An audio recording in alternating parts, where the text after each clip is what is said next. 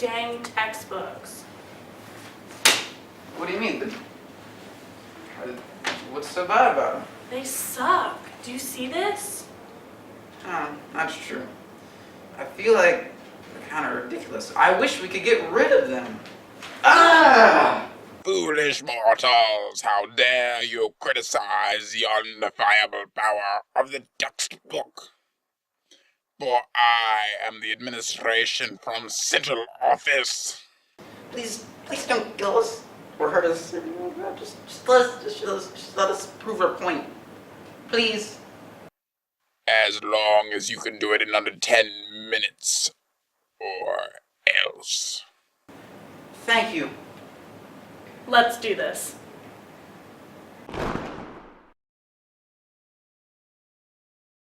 So let's just start from the beginning. Teacher Vision says that a textbook is a collection of knowledge, principles, and concepts all within the same topic. Now, teachers have the opportunity to actually use the textbooks to teach the class instead of actually having to waste time to make lesson plans. But that's where our positivities end, because now we're going to end up criticizing them.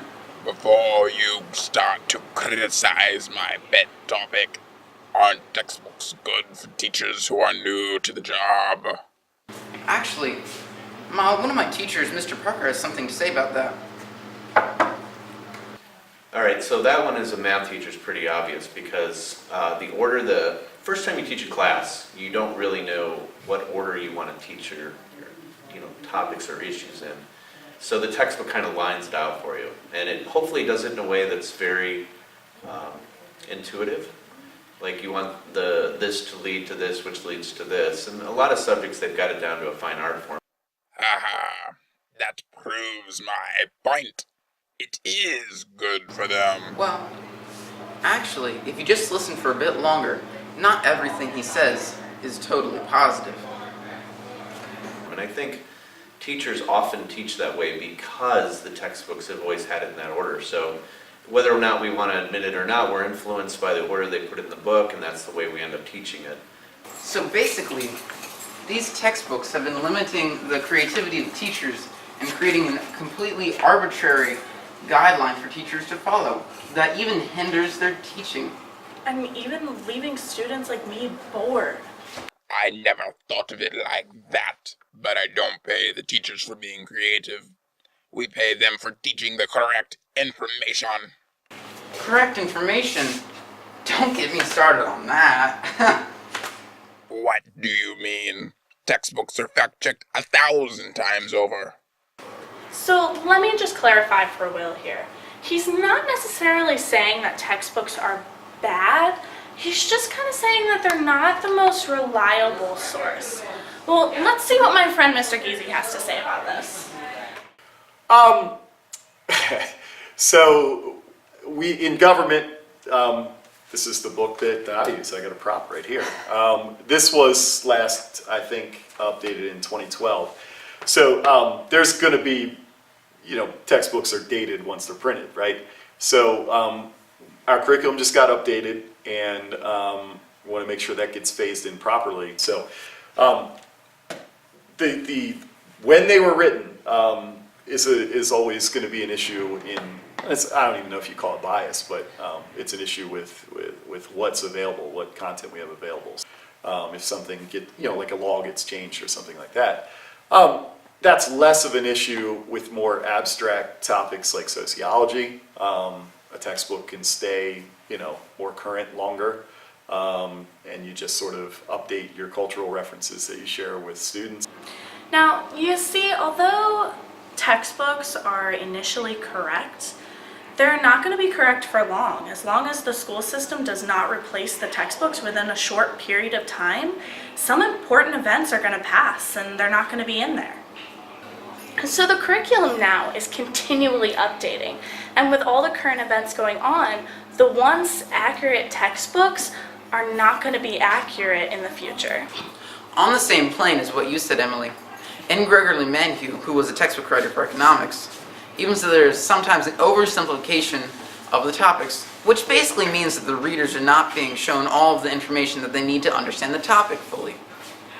He sometimes said that The textbooks will go into tangential topics, not because they're needed for the students, but because the helpers to the editor, who we call the textbook reviewers, will push the addition of their own pet topics, which are able to create an unnecessarily long run time for the textbook. That's nice. Are you thirsty? I'm thirsty. Let's get something to drink. Actually, I think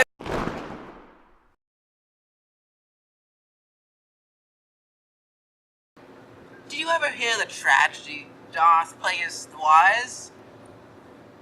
On another topic, have you ever thought about the health risks of textbooks? As the perfect being, I do not have health risks. Well, that's nice to know. According to the California Department of Education, any given student shouldn't carry more than 15% of their body weight in their backpacks, or it could have negative health risks. Really? How is that even feasible? Well, take this for example. If a student took calculus, history, physics, English, biology, and earth science, and carried all of each class's textbooks in one book bag, there would be an average weight of 22 pounds. And compare that to the average weight of a male 12th grader, 142 pounds. They would have surpassed the recommended 15% and would risk having health problems. Interesting. I will not make a note of that. This reminds me of a remarkable memory from my early days with Central Office.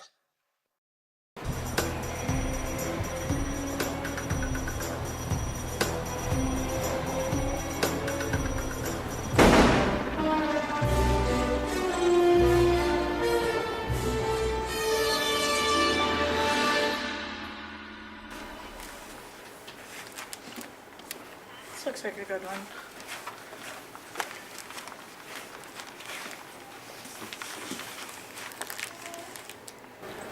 Well, this is interesting. Did you know, due to the overall inflation, textbooks have tripled in price since 1980?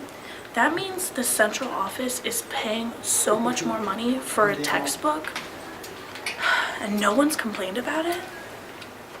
Why would students or anyone except for the budgeting committee worry about the price of textbooks? Well, actually, it affects a lot of things. For example, if we had more money from removing the textbooks, we could actually increase teacher pay, have more teachers, and maybe even have real AC and heat in the building. I mean, that's just to name a few things. If you say so. I think we have run out of sand here. What a nice time we had. But you have disgraced the High Council of Central Office too much. I will be back, and this time I will be better prepared with a large army to defend textbooks with our infinite wisdom. I think that was a threat. I think I might know how to combat this, but we'll need more than 2 people. Good morning. Good morning. In less than an hour, the Carroll County Central Office will join other administrators from around the state in their fight for textbooks. We will be launching the greatest battle in the history of studentkind against those administrators, and most importantly, textbooks. Studentkind. That word should have a new meaning to us, for all of us today. We can't be consumed by our petty, scholarly differences anymore. We will be united in our common interests. Perhaps it's fate that today is Emancipation Day, and you will once again be fighting for our learning. Not from tyranny, oppression, or persecution, but from textbooks. We are fighting for our right to live, to exist without textbooks. And should we win the day, Emancipation Day will be no longer known as a national holiday, but as the day when Liberty High School declared in one voice, we will not be going quietly into the night. We will not vanish without a fight. We are going to live on. We are going to survive. Today, we celebrate our Emancipation Day.